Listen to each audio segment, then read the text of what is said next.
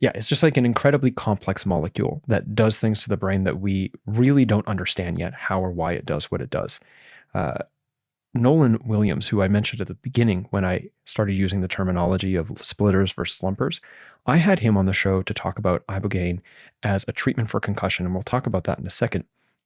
But he used this incredible metaphor.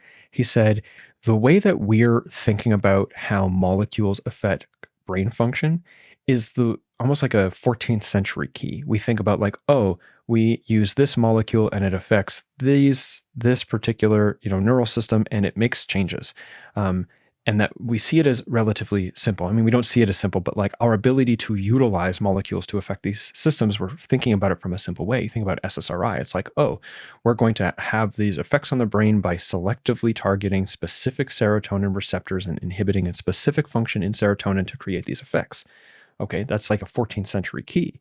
He describes Ibogaine as like an advanced modern key, which it just functions in such a complex way to produce its results that it's borderline inconceivable between the simplicity of the 14th century key and the modern key.